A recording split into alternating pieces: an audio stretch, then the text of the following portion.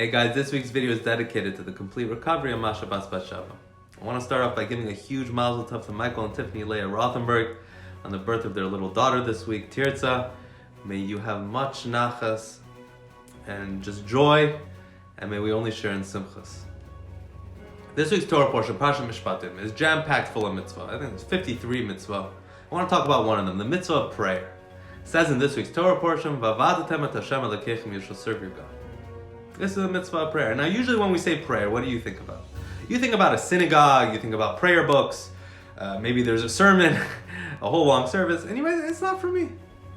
I'm not so good with the prayers, I'm not so good with the Hebrew, I don't know when to stand up, when to sit down. I don't connect with it, prayer is not for me.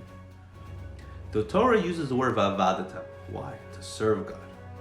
And the Talmud says why? Because this is referring to avodah shebelev, service of the heart. You see, prayer at its core, at its essence, is about connecting to God. When you tell God that you're going through something, when you ask God for help in a situation, when you thank God for something good that happened, you are connecting to God.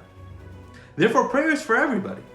When you're driving to work and you talk out loud to God, you are praying. When you're in your office and you're like, God, get me through this, you are praying. You are connecting. When you thank God for something that went well, you are praying. It doesn't have to necessarily be in a synagogue or with a prayer book. Connecting to God is you verbalizing and talking to God. Now you might say, why do I have to verbalize? God knows what I need. God needs my thanks. He knows what I need. Why do I have to say it? See, prayer is not so much for God. It's not that God needs our prayers. It's that we need our prayer. We need to pray. God doesn't need our thanks. We need to thank God. We need to verbalize it because in that way, we are cognizant. We know where everything comes from, where it all comes down to. When we verbalize and we ask God for help in something, we are putting our faith that God is able to take care of it. When we thank God for something that went well, for something good that happened, for a blessing in our life, when you verbalize it, you are acknowledging the fact that this came from God. We need to pray because when we pray, we connect to God. And we connect to God. Takes us to a whole different level. And therefore prayer is for everybody. Connect to God in every situation. It doesn't have to be formal. We can connect to God no matter where, no matter when. I want to share with you a quick story that I heard. Ramosha Greenberg was a young fellow in his early 20s living in Russia, and he was arrested by the communists when he was trying to escape Russia. And he was sentenced to 25 years in the city of Omsk, Siberia. Nowhere land, Russia. And he gets there, and it's a labor camp. And there's about 20 inmates that are Jewish out of the 1,000 of laborers. And what's on his mind? Not where am I going to get a warmer coat? High holidays are approaching. How am I going to get a machzor? How am I going to pray? How am I going to know the prayers? So there was a contractor that came and went there, like an engineer, and he suspected this guy was Jewish. So he spoke to him in Yiddish when nobody was around and asked him if he could help him get a machzor.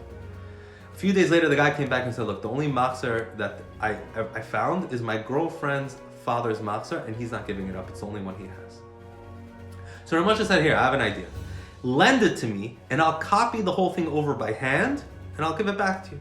And that's what he did. The engineer smuggled the machzor into the camp, and Ramosha built a wooden box, and for a few hours every single day, crawled into this box, and over the next month, copied the entire high holiday services for Rosh Hashanah and Yom Kippur by hand into a notebook.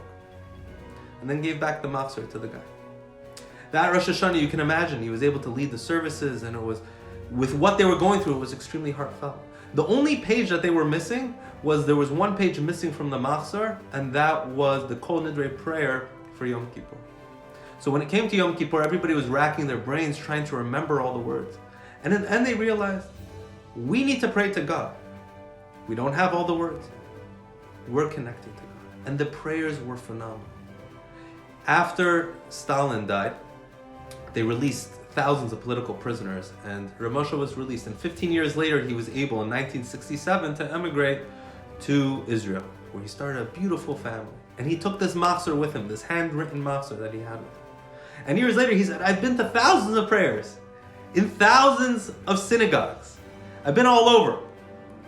I've never experienced a prayer like we had in those labor camps, where we connected to God on a whole different level. With what we were going through, was on a whole different level, that connection to God. And this, my friends, this is prayer.